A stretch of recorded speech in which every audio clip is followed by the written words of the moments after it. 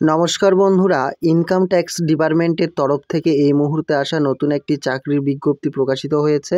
এখানে তোমরা ছেলে এবং মেয়েরা উভয়ে কিন্তু আবেদন করতে পারবে, তাতে কিন্তু কোনো রকম সমস্যা নেই। তো অবশ্যই তোমরা কিন্তু এখানে অনলাইনের মাধ্যমে আবেদন করতে পারবে। আবেদন করতে গেলে কিন্তু এখানে ন্যূনতম শিক্ষাগত যোগ্যতা থাকা আবশ্যক, উচ্চ মাধ্যমিক কিংবা মাধ্যমিক পাস কিংবা গ্র্যাজুয়েশন পাস। তো চলো বন্ধুরা, নোটিশটিতে কি কি তথ্য জানিয়েছে আমাদের নিজস্ব ওয়েবসাইটের মাধ্যমে আমরা দেখিয়ে দিই।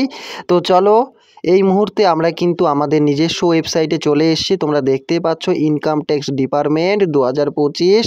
এটি কিন্তু নতুন চাকরির ভ্যাকেন্সি প্রকাশিত হয়েছে 2025-এর বাম্পার একটি চাকরির আপডেট। তো তোমরা এখানে দেখতে পাচ্ছ অর্গানাইজেশন ইনকাম ট্যাক্স ডিপার্টমেন্ট। তো এখানে কিন্তু ইনকাম ট্যাক্স ডিপার্টমেন্টের তরফ থেকে অ্যাপ্লাইটি চলবে এবং অ্যাপ্লাই মোড কিন্তু এখানে হবে অফলাইনের মাধ্যমে। তো যাই হোক, এখানে তোমরা দেখতে পাচ্ছ এখানে তোমাদের বেতন রাখা হয়েছে 45,000 টাকা থেকে 1,42,000 টাকা অবধি। এখানে কিন্তু তোমাদের বেতনটি রাখা হয়েছে। তো এরপর তোমরা এখানে দেখতে পাচ্ছ এজ লিমিট। এখানে কিন্তু তোমাদের 18 বছর বয়স থেকে 56 বছর বয়স অবধি এখানে কিন্তু তোমাদের এজ লিমিটটি রাখা হয়েছে এবং অন্যান্য যে সকল চাকরিতে তোমরা বয়সের ছাড় পাও এখানেও কিন্তু তোমরা সেম পেয়ে যাবে। তো এরপর অ্যাপ্লিকেশন ফিস কিন্তু কোনো ক্ষেত্রেই দিতে হবে না, যেমন এসসি এসটি ওবিসি এছাড়াও কিন্তু জেনারেলদের ক্ষেত্রে কোনো প্রকারের টাকা লাগবে না, সম্পূর্ণ কিন্তু এখানে তোমরা ফ্রিতেই আবেদন করতে পারবে।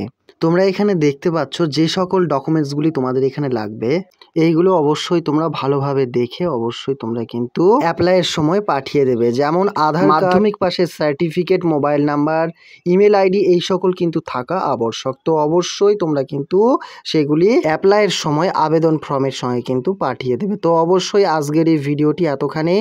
কেমন লাগলো অবশ্যই কমেন্টের আকারে জানিয়ে দেবে এবং কোনো রকম সমস্যা হলে অবশ্যই কিন্তু কমেন্ট করে জানাতে একদমই ভুলবে না।